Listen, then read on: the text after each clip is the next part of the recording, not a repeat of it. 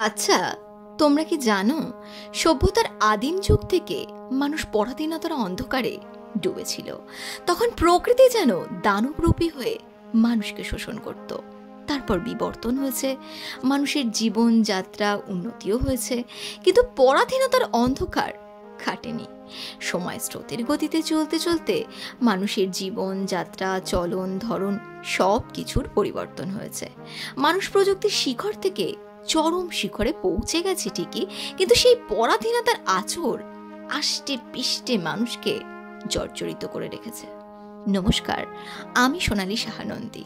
আপনারা শুনছেন সোনালীর পডকাস্ট। তখন পরাধীনতার ছবিটা ছিল ঠিক এরকম যে প্রথমে প্রকৃতি, তারপর হিংস্র পশু, তারপর জঙ্গলের রাজরাজা, তারপর শুরু হলো জায়গা জায়গা নিয়ে রাজ্য রাজ্য খেলা।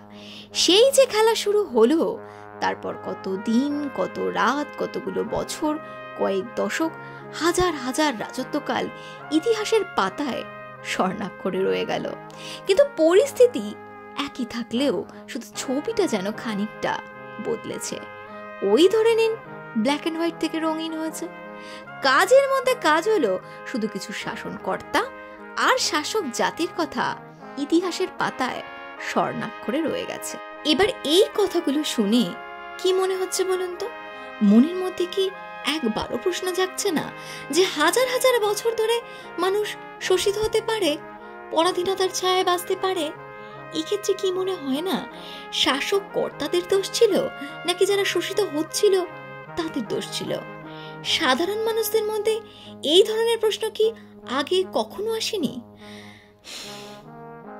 আসলে সমস্যাটা কি বলুন তো? মানুষ ওভাবে কখনো ভাবেইনি, মানুষ বুঝতেই চায়নি। হয়তো চাইলে আজকের এই দিনটা আসতোই না। আর যখন সত্যিই মানুষ বুঝবে বা মানুষের ঘুম ভাঙবে, তখন হয়তো দেরি হয়ে যাবে।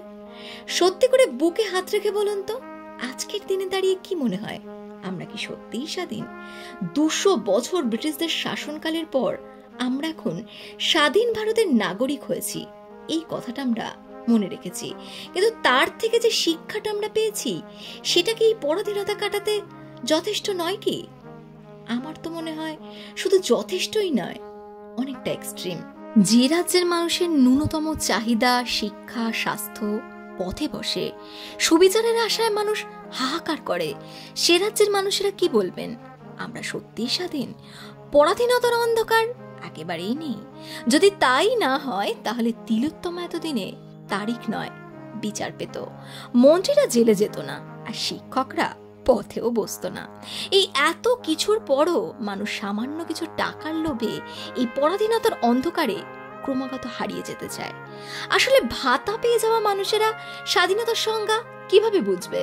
প্রকৃতপক্ষে অনুদান পাওয়া মানুষেরা এই গভীর কথাগুলো বুঝবে না, যে সেটাই স্বাভাবিক। কিন্তু কাকে বিশ্বাস করব? যারা আগামী দিনে আসবে, তারা কি আদেও ব্যক্তি স্বার্থে রাজনীতি করবে, নাকি জনগণের স্বার্থে? অন্যদিকে তারা কি সত্যিই জনসেবা করবে, নাকি আবারও সেই ব্রিটিশ শাসনের পরাধীনতায় ডুবে যাব আমরা, যেমনটা আজ হচ্ছে? জানি প্রশ্নটা অনেকটা গভীরে চলে গেল, তবুও বলছি, মানুষ তো আশায় বাঁচে। সেই আশাতেই না হয় এবারের স্বাধীনতা দিবসটা পালন হোক। আমি কি আদেও সত্যি বলতে পারলাম?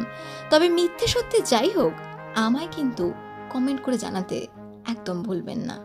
জয় হিন্দ।